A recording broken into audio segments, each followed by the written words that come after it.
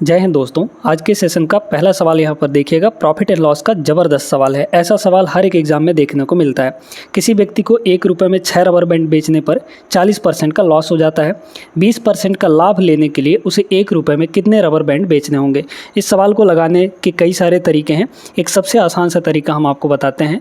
यहाँ पर देखिए, सबसे पहला कंडीशन हमारा ये है कि 1 रुपये में 6 रबर बैंड बेचा और कितने का लॉस हो गया, 40% का। अब उसे 20% का लॉस लेना है। 1 ही रुपये में कितना रबर बैंड बेचेगा, तब क्वांटिटी भी है, सेलिंग प्राइस भी है और यहाँ पर आपका परसेंटेज में भी सेलिंग प्राइस है ना। तो आपको क्या करना है, ऊपर में आपको कितने रुपए में बेच रहा है उसको लिखना है, यानी कि सेलिंग प्राइस लिखना है। तो सेलिंग प्राइस क्या है, 1 रुपये है, तो यहाँ हो गया 1 रुपये। और डिनोमिनेटर में क्या करना है, देखिए पहले तो क्वांटिटी लिखेंगे 6 रबर बैंड है ना, मल्टीप्लाई यहाँ पर सेलिंग प्राइस लिखिए परसेंटेज में। भाई देखिए 40% का लॉस हो गया, 100% का सामान, क्योंकि सीपी 100% होता है, 100% माइनस 40% कर देंगे तो बिकेगा कितने में सामान, 60% में। तो यहाँ आपको लिखना है सेलिंग प्राइस यानी कि 60%। इसी को बराबर कर दीजिए। अब क्या करना है, 20% का लाभ लेना है, तो 1 ही रुपये में, मतलब रुपए वही है, मतलब रुपए 1 ही होगा। डिनोमिनेटर में क्या हो जाएगा, कितने रबर बैंड, यानी क्वांटिटी हमको नहीं पता है, n मान लीजिए, मल्टीप्लाई। अब कितने में बेच रहा है बताइए, 20% का प्रॉफिट लेगा तो 100 + 20 यानी 120% में बेचेगा। तो यहाँ पर हो जाएगा आपका 120%। अब इसको सॉल्व करके आप डायरेक्टली आंसर निकाल सकते हैं। देखिए परसेंट से ये परसेंट आपका ख़त्म हो जाएगा, 60 का ये हो जाएगा डबल यहाँ पर है ना, और 2 से ये डिवाइड हो जाएगा, मतलब 2n की वैल्यू 6, तो यहाँ पर n की वैल्यू कितनी हो जाएगी, 3 के बराबर हो जाएगी है ना। तो n की वैल्यू 3 यानी उसको 3 रबर बैंड बेचने होंगे। Option number first is the right answer. आगे चलते हैं सेकंड प्रश्न पे। नेक्स्ट क्वेश्चन यहाँ पर देखिएगा, 303 और 311 के बीच स्थित अभाज्य संख्याओं की संख्या, मतलब कितने प्राइम नंबर्स हैं यहाँ पर 303 और 311 के बीच में। अच्छा, इन दोनों संख्याओं सहित, मतलब इन दोनों को भी शामिल करना है ना। तो देखिए अब यहाँ पर इसका कोई ट्रिक वगैरह कुछ भी नहीं है, आपको नंबर्स लिखने हैं और पता करने हैं। तो 303 को भी लेना है, 311 को भी लेना है, और इन सब को मिला के इनके अंडर जो नंबर्स आते हैं उनमें से कितने यहाँ पर प्राइम नंबर होंगे ये बताना है, ठीक है। पहली बात, अगर 303 की बात करें तो 303 ये 3 से कट जाएगा, क्योंकि 3 + 3 6 होता है, 3 से कट जाएगा, तो ये तो प्राइम नंबर नहीं है। फिर इसके बाद इवन नंबर को तो छोड़ ही दीजिए, जो इवन नंबर होंगे वो तो 2 से कटेंगे ही कटेंगे, मतलब वो तो प्राइम नंबर होंगे नहीं है ना। फिर इसके बाद बात करें, 304 हो गया, नहीं कटेगा, मतलब कि प्राइम नंबर नहीं होगा। 305 आपका 5 से कटेगा है ना। पहले नंबर लिखते हैं, आपको पता चल जाएगा। देखिए 303 जो है ये 3 से कटेगा। फिर इसके बाद 304 आपका क्या हो गया, इवन नंबर, तो उसको तो छोड़ ही दीजिए। फिर इसके बाद 305, 307 है ना। फिर इसके बाद 309 और यहाँ पर 311, जितने इवन थे हमने उसको छोड़ दिया है, क्योंकि वो कटने वाले नंबर हैं, वो कंपोजिट नंबर हैं।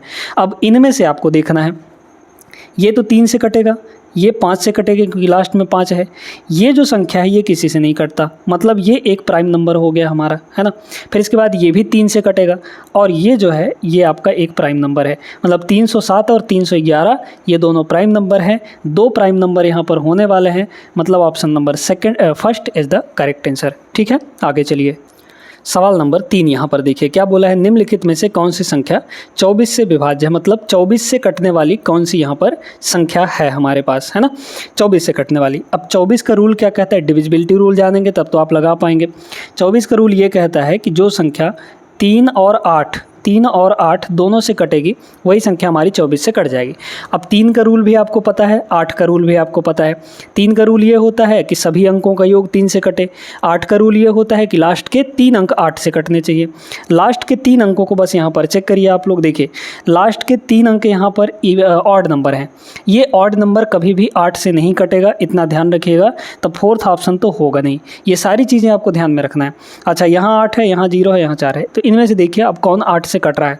अच्छा, अगर पहले ऑप्शन को देखा जाए तो ये 8 से काटेंगे, 8 × 8 है ना, 11 × 88 हो गया, बचा 2 तो 24 हो जाएगा, मतलब ये 8 से कट जाएगा लास्ट में, ठीक है। तो 8 से तो ये कट रहा है। इसके बाद इसको चेक करिए, ये 8 से कटेगा या नहीं है ना। तो 8 चौके 32, फिर 7 बचा 70 हो जाएगा, नहीं कटेगा ये 8 से, मतलब ये ऑप्शन भी नहीं हो सकता। जब 8 से ही नहीं कटेगा 24 से तो कटने वाला नहीं है। इसके बाद इसको चेक करिए, ये 97 है। 97 का मतलब 12 × 96, 1 बचेगा और 18 हो जाएगा, तो नहीं कटेगी ये 8 से नहीं कटा। तो 3 संख्याएं 8 से नहीं कट रही हैं, मतलब वो 24 से नहीं कटेगी। तो जब 3 ऑप्शन एलिमिनेट हो चुका है, बचा एक ही ऑप्शन है, तो option number first correct answer हो जाएगा। समझ गए कि नहीं? बहुत अच्छे तरीके से। आगे चलिए, सवाल नंबर देखते हैं 4। राम एक दुकान पर गया और देखा कि एक पंखे का अंकित मूल्य मार्क्ड प्राइस कितना है? पंखे का 36 रुपये है। यदि फुटकर विक्रेता ने पंखा 2800 रुपये में खरीदा तो व्यापार छूट कितने का होगा? मतलब कि यहाँ पर डिस्काउंट हमें निकालना है। 3600 का पंखा था, 2800 में बेचा। यहाँ पर दोनों का ले लीजिए रेशियो, है ना, 3600 और यहाँ पर 2800, है ना, 2800। रेशियो अगर निकालेंगे तो 2 0 से 2 0 तो पहले ही ख़त्म हो जाएगा ये दोनों, है ना। और फिर 4 से कटेगा तो 4 नहीं हो 36 और 4 7 28, मतलब 9 के पंखे को 7 में ले आया वो। तो मतलब कितने का डिस्काउंट हो गया? 2 का डिस्काउंट हो गया। किस पर? 9 पर। तो 2/9 हो जाएगा। 2/9, 1/9 होता है 11.111, है ना। तो 2/9 कितना हो जाएगा? डबल हो जाएगा, यानी लगभग हमारा 22.2 आ जाएगा। तो 22.2% का यहाँ पर डिस्काउंट हो जाएगा, ऑप्शन नंबर सी। ठीक है, आगे चलिए। अब ये जो सवाल है दोस्तों पाइप एंड सिस्टर्न का है, यानी कि नल और टंकी का। पाइप एक किसी टैंक को 16 घंटे में भर सकता है। तो पहला पाइप क्या कर रहा है कि 16 आवर में फिल कर दे रहा है किसको? टैंक को। पाइप भी उसी टैंक को 25 घंटे में भर सकता है, मतलब 25 घंटे में फिल कर रहा है यहाँ पर पाइप बी। ठीक है, और पाइप सी उसी को 12 घंटे में, तो सी जो है वो 12 घंटे में भर रहा है, मतलब तीनों भरने का काम ही कर रहे हैं। यदि वे सभी एक साथ चालू कर दिए जाए तो उसी टैंक को भरने में कितना समय लगेगा, है ना। देखिए 16, 25 और 12 सबका ले लीजिए एलसीएम यहाँ पर। तो देखिए कितना हो जाएगा यहाँ पे, क्योंकि कुछ कॉमन है क्या? 16 और 12 में 4 कॉमन है, बाकी तो कुछ है नहीं, है ना। तो अगर देखा जाए 16 कितना हो जाएगा, 16 और 12 में आपका 4 कॉमन आएगा। तो 4 तियाँ ये हो जाएगा 4, ये हो जाएगा 4, 4 तियाँ 12, 12 चौके 48। ठीक है, तो 12 और 16 का 48 आ गया, 48 × 25 करना है हमें, है ना। 48 और 25 का यहाँ पर एलसीएम लेना है। तो भाई इनमें तो कुछ कॉमन है नहीं, 48 और 25 का कितना आएगा? मल्टीप्लाई ही एलसीएम होगा।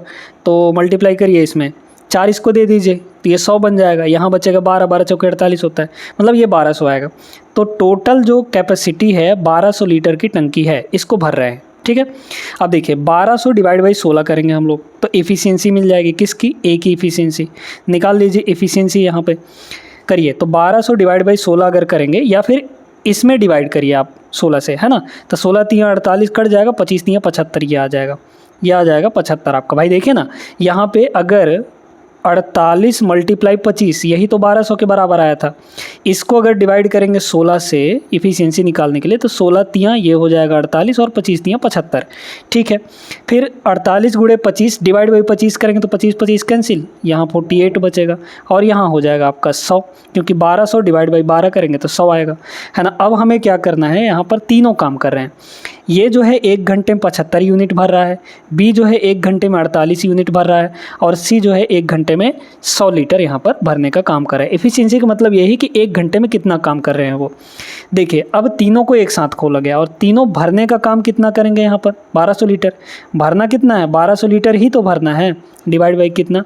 तीनों को जोड़ लीजिए। तीनों को अगर जोड़ेंगे, इन दोनों का सम कितना होगा? 8 5 13, 7 4 11, 123 और ये 100, मतलब ये हो जाएगा 223, है ना।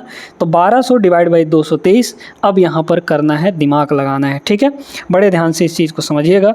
9 × 27, 3 × 9, यहाँ पर 5 × 15। चलिए अब यूनिट डिजिट से आप काम करिए, क्योंकि इसको डिवाइड करना थोड़ा सा मुश्किल है ना।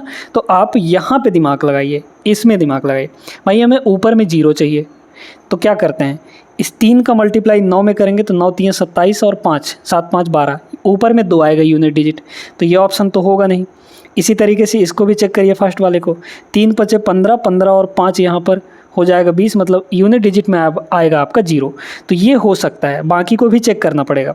3 × 3 = 9, 9 और 5 यहाँ पर 14, ऊपर 4 आएगा, तो ये ऑप्शन नहीं होगा। अच्छा 3 × 1 = 3 और 5 8, ये भी नहीं होगा। First option is the correct answer. ये नहीं कि अब इसको डिवाइड करने लग जाए, डिवाइड करेंगे तो थोड़ा आपके लिए मुश्किल होगा, है ना। आगे चलिए, ये क्वेश्चन दोस्तों मेंसुरेशन का क्या बोला है? एक लंब वृत्तीय बेलन का आयतन आपको दे रखा है, यदि बेलन की त्रिज्या और ऊंचाई बराबर है तो बेलन की हाइट हमें निकालनी है, हाइट हमें फाइंड करनी है। यहाँ पर निकाल लीजिए, पाई की वैल्यू 22/7 यूज़ करना है। अच्छा, बेलन का आयतन होता कितना है, तो बेलन का आयतन आपको गिवन है। बेलन का आयतन का फॉर्मूला लगाइए। फॉर्मूला क्या होता है बेलन के आयतन का, पाई r स्क्वायर इंटू एच, है ना। ये होता है बेलन का आयतन, जो कि गिवन है किसके बराबर, यहाँ पे ये 8624 के बराबर है। सब की वैल्यू रखें। हाँ, रेडियस और हाइट बराबर रखनी है हमें, है ना। तो r को h के बराबर रखिए या फिर h को r के बराबर रखिए। क्योंकि हमें हाइट निकालनी है तो r को h शिफ्ट कर देते हैं, है ना। तो यहाँ पर हो जाएगा 22 डिवाइड बाई यहाँ पर 7 मल्टीप्लाई, इसको देखिए r स्क्वायर, ये हो जाएगा h के बराबर, तो h स्क्वायर इंटू एच यानी कि h क्यूब बनेगा यहाँ पे।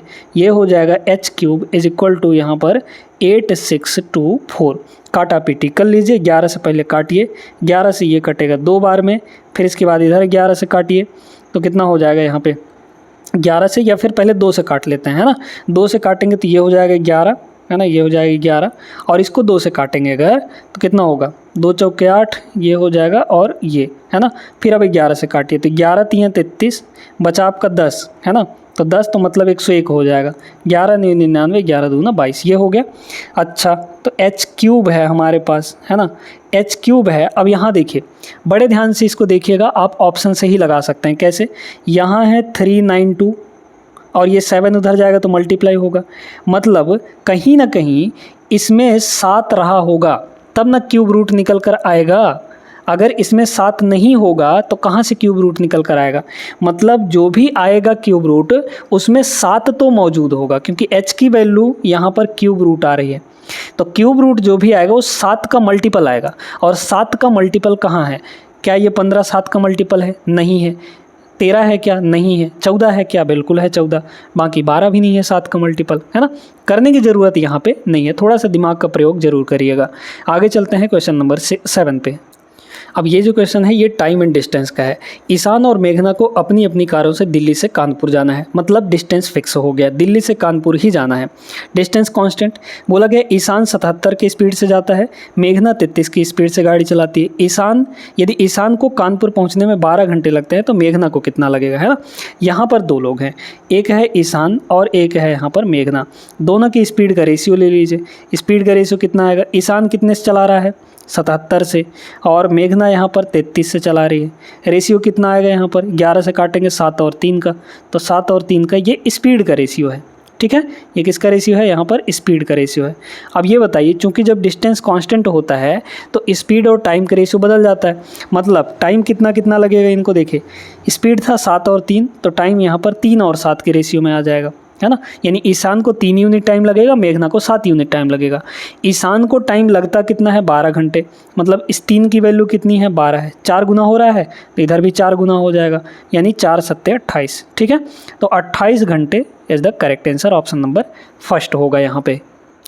सवाल नंबर 8 यहाँ पर देखिएगा, बड़ा बेहतरीन सा प्रश्न है टाइम एंड डिस्टेंस का। 182 किलोमीटर की दूरी तय करने में सलज को केबिन से 4 घंटे अधिक लगते हैं। यदि सलज अपनी चाल दोगुनी कर देता है तो उसे केबिन से 9 घंटे कम लगते हैं। सलज की चाल निकालनी हमें, है ना। सलज ही अपनी चाल बढ़ा रहा है, तो सलज की चाल यहाँ पर मान लीजिए कि 1 था तो कितना कर दिया, वो डबल कर दिया, मतलब स्पीड यहाँ पर कितना हो जा रहा है, स्पीड 1 से 2 हो जा रहा है ना। स्पीड 1 से 2 हो जा रहा है, चूँकि डिस्टेंस बराबर है, डिस्टेंस यहाँ पर फिक्स है 182 किलोमीटर। तो जब डिस्टेंस कांस्टेंट होता है तो स्पीड और टाइम का रेशियो बदल जाता है, मतलब टाइम का रेशियो कितना हो जाएगा यहाँ पर 2 और 1 का हो जाएगा, क्योंकि स्पीड 1 2 का था, है ना।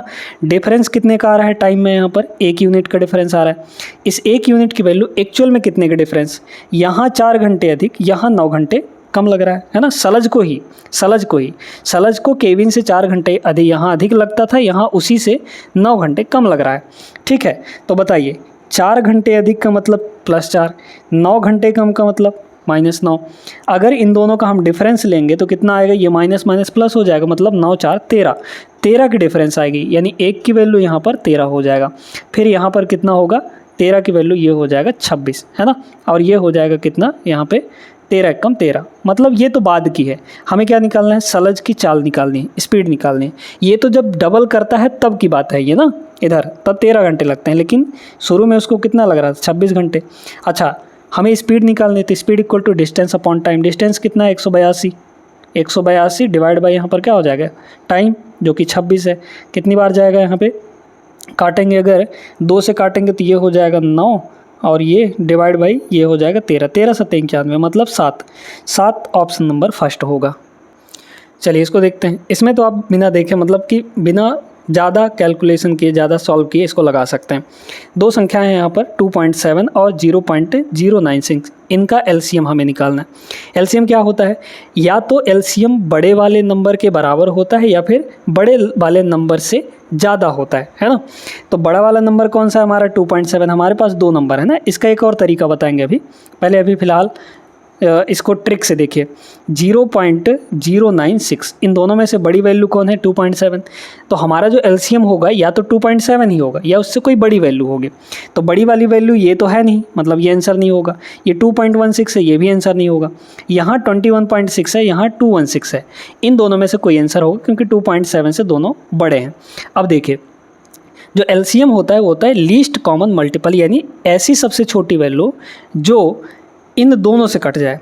तो इन दोनों में से 21.6 और 216 में से छोटी वैल्यू पता करिए कौन सी है। यहाँ पर 216 है, 21.6 है। अब ये जो संख्या है क्या इन दोनों के मल्टीप्लाई में आएगा, क्या इन दोनों से कटेगा, बिल्कुल कट जाएगा दोस्तों यहाँ पर, है ना। ये जो संख्याएं हैं इसको काट देंगे, जब काट देंगे तो यही वाला हमारा आंसर हो जाएगा, मतलब एलसीएम ये होगा। ठीक है, समझ में आया।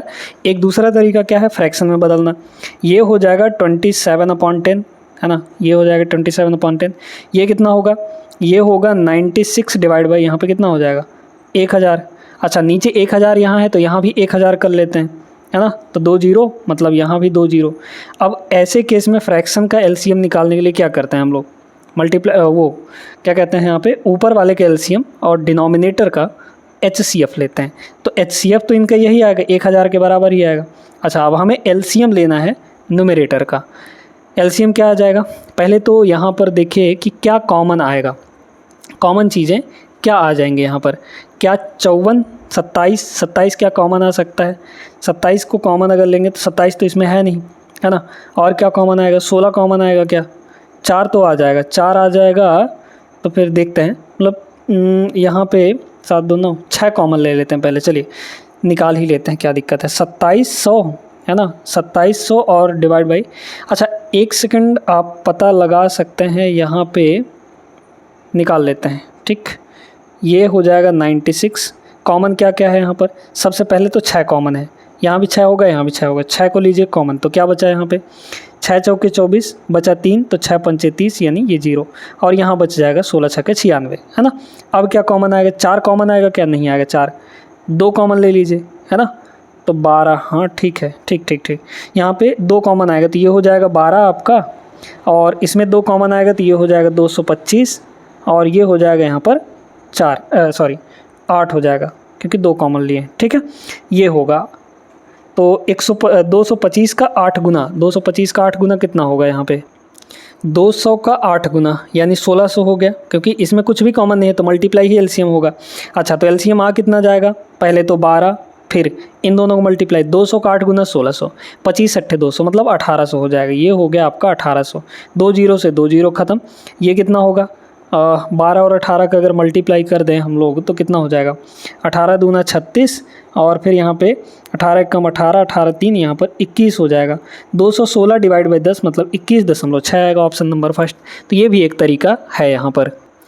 बहुत ही शानदार प्रश्न है। यहाँ पे क्या बोला गया है, ये देखिए 149 की पावर ये है बराबर x, 149 की पावर ये है बराबर y, x power z equal to y power 6 है। तो z का मान कितना होगा यहाँ पे, है ना, हमें y पावर 6 बनाना है। चलिए देखते हैं x और चलिए x की वैल्यू कितनी है, ये है यहाँ पर, तो ये हो जाएगा 149 और पावर कितना 0.59, ये तो हो गया x की वैल्यू, और इसके भी पावर में z है, मतलब सबका पावर यहाँ पर पूरा z करेंगे तो यहाँ पर z मल्टीप्लाई हो जाएगा। ठीक है, पावर में is equal to y power 6, तो y की वैल्यू कितनी है यहाँ पर वही है, मतलब 149 और पावर यहाँ पे कितना हो जाएगा 0.94, और पावर में यहाँ पर 6 है, पावर में 6 होने का मतलब क्या है यहाँ पे z 6 और मल्टीप्लाई हो जाएगा, है ना, 6 यहाँ पर और मल्टीप्लाई हो जाएगा बस। तो बेस चूंकि सेम है मतलब पावर इक्वल हो जाएंगे, इधर का पावर दोनों को बराबर कर लीजिए। देखिए यहाँ पॉइंट के बाद 2 अंक है, यहाँ भी पॉइंट के बाद 2 अंक है, तो हटा सकते हैं, है ना। तो 59 इंटू जेड बराबर इधर कितना होगा 94 इंटू यहाँ पर 6। काटेंगे हम लोग, 9 5 14 नहीं कटेगा, है ना। किसे कटेगा फिर ये? अच्छा, निकटतम मान बताना है हमें जेड का निकटतम मान बताना है ना। 59 तो कटेगा नहीं, मतलब ये हो जाएगा आपका जेड की वैल्यू 59 से इसको काटिए, तो 59 से अगर काटेंगे तो अप्रॉक्सीमेट वैल्यू बताना है ना। यहाँ पर ध्यान से सुनते जाइए, अब यहाँ पे दिमाग आपको बताते हैं। ये है मल्टीप्लाई 6 डिवाइड बाई यहाँ पर 59 है। आप इसको क्या करिए, 59 ना लेके इसको 60 ले लीजिए। हम थोड़ा सा कम कर रहे हैं, 60 लेंगे तो ये कट मतलब कि सॉरी यहाँ पे 10 आ जाएगा, है ना। ये 6 से ये 10 बार में कटेगा, मतलब हमारे पास वैल्यू 9.4 आ जाएगी, है ना। हमने थोड़ा सा यहाँ पे नीचे वाले का बढ़ाया है। जब डिनोमिनेटर की वैल्यू को बढ़ाते हैं तो हमारी वैल्यू यहाँ पे कम आ जाती है। ये कम आई है थोड़ी सी, मतलब इससे थोड़ा सा ज़्यादा होगा हमारा वैल्यू। 9.4 से थोड़ा सा ज़्यादा कौन है?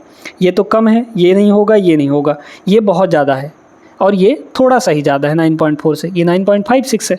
ये ऑप्शन नंबर डी हो जाएगा, अप्रॉक्सीमेशन का काम कर गया यहाँ पे। नेक्स्ट क्या दिया गया है? एक्स वाई और जेड ने 86, 60 और 24 के अनुपात में धनराशि इन्वेस्ट किया। यदि वर्ष के अंत में उन्हें टोटल इतना प्रॉफिट मिला तो वाई और जेड के हिस्से का अंतर। देखिए ये रेशियो में है, तो पहले तो इनको थोड़ा और काटिए। 2 से कटेंगे सब के सब, 4 से कटेगा क्या? 4 से ये नहीं, 86 नहीं कटेगा, 2 से काट लीजिए तो ये हो जाएगा 43, है ना। फिर यहाँ पर ये हो जाएगा 30, 2 से काटेंगे सबको तो, और ये हो जाएगा आपका 12। हमें क्या चाहिए? y और z का हिस्से का अंतर। ये y है, ये z है, कितना के अंतर आया यहाँ पर? 18 का, है ना। 12 18 30, ठीक है, 18 का अंतर आया।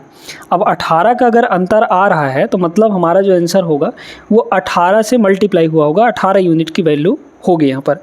तो 18 मतलब इसमें 9 छुपा हुआ है, तो 9 से कटने वाली कोई संख्या हमारी आंसर हो जाएगी, है ना। 9 से कटने वाली यहाँ पर कोई आंसर हो जाएगा। अच्छा, 9 से कटने वाला देख लीजिए। 9 से कटने वाला अगर देखा जाए तो 9 का रूल क्या कहता है? टोटल सम 9 से कटना चाहिए। ये हो जाएगा 7 2 9 9 18, 18 आपका 9 से कट जाता है, मतलब ये संख्या 9 से कट जाएगी, तो ये आंसर हो सकता है। ये नहीं कटेगा, 9 9 18 4 22 नहीं कटता, 6 5 11 1 12 18 9 से नहीं कटेगा, ये भी नहीं होगा। और 6 4 10 8 18 ये कट जाएगा, मतलब 2 ऑप्शन में फंस गए यहाँ पर, तो करना पड़ेगा अच्छे से, है ना। देखिए टोटल हिस्सा मतलब अंतर कितना है? 18 का, 18 का टोटल कितने में से? इन सबको जोड़ लीजिए, तो 43 और 12 ये हो जाएगा आपका 55, 55 मतलब 30 85, यहाँ पर हो गया 85 मल्टीप्लाई टोटल कितना हिस्सा लाभ कितना मिला है यहाँ पे? 4590, है ना। काट लेंगे हम लोग, 5 से कटेगा, 5 से ये यहाँ पर कट जाएगा, है ना। 5 से अगर काटेंगे तो ये आ जाएगा 17, और 5 से अगर इसको काट देंगे हम लोग, 5 9 45, और कितना हो जाएगा? 5 से इसको काटेंगे तो 18 5 90, है ना, तो ये 918। अच्छा 17 से अगर काटें तो कितना होगा? ये 17 5 85, ठीक है, कट जाएगा। 17 5 85 और बचा 6, तो 17 चौके 68, 54 54 गुणे 18, यानी कि 8 और 4 8 चौके 32, यूनिट डिजिट 2 आएगा। कितना आ जाएगा? 2 आएगा। तो 2 ऑप्शन नंबर फर्स्ट में है बस, ठीक है, यूनिट डिजिट लगा लीजिए, काम हो जाएगा। चलिए अगला सवाल देखिए, वोटिंग वाला सवाल है, बहुत बेहतरीन। 2 उम्मीदवारों के बीच हुए एक चुनाव में 80% पंजीकृत मतदाताओं ने मतदान किया। मान लीजिए कि यहाँ पे टोटल मतदान कितने हैं? x हैं, ठीक है, बड़े ध्यान से समझते जाइएगा, एक लाइन में इसका आंसर आ जाएगा, है ना। इसमें से 80% ने मतदान किया, 80% ने यहाँ पर मतदान किया, तो मतलब x का टोटल यहाँ पर कुल 80% मतदान कर दिए। 80% यानी डिवाइड बाई 100। फिर जितने भी मतदान किए उसमें से 5% मत इनवैलिड थे, तो जब 5% इनवैलिड थे तो सही कितने होंगे? 95%, है ना भाई। 100% में से 5% अगर निकाल दीजिए तो 95% बचा, 95 डिवाइड बाई 100। फिर इसके बाद विजयी उम्मीदवार को वैध मतों का 75% प्राप्त हुआ और उसने इतना मतों के अंतर से चुनाव जीता। अच्छा, यहाँ पर इतने वैलिड वोट, इनवैलिड वोटों का 75% उसे मिला, तो 75% जब जीतने वाले को मिल रहा है तो हारने वाले को कितना मिला होगा? 25% मिला होगा, क्योंकि 75 25 मिलाकर 100 होना चाहिए। अच्छा, इनके बीच में अंतर देखिए कितने परसेंट का है, ये दोनों परसेंट में है ना। कितने परसेंट का अंतर है? 50% का, है ना, और अंतर ही हमें दिया गया है, तो मतलब इसका हमें अंतर लिखना है, अंतर, तो अंतर 50% का है, यानी कि 50% डिवाइड बाई 100% का मतलब, और ये अंतर गिवन है हमें यहाँ पर 1805 के बराबर। काटा पीटी कर लीजिए, आपका आंसर आ जाएगा, ये हो जाएगा 1/2, ठीक है, ये 0 0 कट जाएगा, 2 से ये 4 बार में आपका कट जाएगा, है ना। फिर यहाँ पे अगर हम लोग काटना चाहें तो यूनिट डिजिट लगा सकते हैं, यूनिट डिजिट हम लोग लगाएंगे या फिर नहीं, कोई दिक्कत नहीं है, काट लेंगे, है ना। 19 से काटेंगे तो कितना हो जाएगा, 19 × 5 = 95, या फिर 5 से काट लीजिए, ये हो जाएगा 19, 5 से इसको काटेंगे, 5 × 3 = 15, बच जाएगा 3, तो 30, 5 × 6 = 30 और 5 × 1 = 5, ठीक है, 19 का स्क्वायर ही होता है, तो ये हो गया 19, है ना। तो मतलब हमारे सामने आ गया यहाँ पे। अच्छा, कुछ और बच रहा है क्या 19 से, तो भाई ये नहीं कट रहा है ना, तो कितना हो जाएगा यहाँ पर, फिर भी काटते हैं, चलिए कट जाएगा, हाँ ठीक है, चलिए ये कट जाएगा ना, 4 से ये 25 बार में कट जाएगा, तो मतलब ये हो गया 250, 250 × 19, यानी x की जो वैल्यू आएगी वो कितनी आ जाएगी, 19 × 250, यूनिट डिजिट आएगा 0, और 0 सिर्फ एक ही ऑप्शन में है, ऑप्शन नंबर 4 में। हालांकि इसमें डिजिटल सम भी हम लोग लगा सकते थे, है ना, डिजिटल सम से आसानी से आ जाता, बाकी इतना कैलकुलेशन करने की उसमें ज़रूरत नहीं पड़ती, है ना। फिलहाल उम्मीद करते हैं समझ में आ गया होगा। आगे चलिए, 12वां सवाल यहाँ पर देखिए, ये ट्रिग्नोमेट्रिक है, साइन थीटा की वैल्यू 1/2 दिया गया है, हमें इन सब की वैल्यू निकालनी है, ये तो यहीं से पता चल जाएगा, बस हमें कॉट देखना है कि कॉट कितना होगा, है ना। चलिए देखते हैं यहाँ पे। अच्छा एक सेकंड, थीटा की वैल्यू कितनी हो जाएगी, साइन कितने डिग्री की वैल्यू 1/2 होता है, तो साइन 30 की वैल्यू 1/2 होता है, यानी हमारे पास थीटा 30 आ गया, बस 30 सब में रख दीजिए। अच्छा कॉसेक जो होता है साइन का उल्टा होता है, मतलब कॉसेक थीटा क्या हो जाएगा, 2/1, यानी 2 हो जाएगा, तो ये हो गया 13 और मल्टीप्लाई इसकी वैल्यू 2, तो 2 का स्क्वायर 4 माइनस यहाँ 3 इंटू, अब कॉट थीटा देखिए, कॉट थीटा मतलब कॉट 30 हो जाएगा, कॉट 30 की वैल्यू 1/√3 होता है, स्क्वायर करेंगे तो 1/3 आ जाएगा, माइनस यहाँ पर 15 है ना, कर लीजिए, 13 चौके ये हो जाएगा 52 और माइनस ये दोनों कट जाएगा, ये 16 आ जाएगा, ठीक है, तो घटाएंगे तो ये सीधे सीधे 28 is the correct answer, option number 4 होगा, है ना। समझ में आ गया होगा। 12 प्रश्न किए हैं, महत्वपूर्ण प्रश्न है, और इन सभी सवालों के अलावा जो सवाल बचे हुए हैं वो हम लोग अगले क्लास में करने वाले हैं।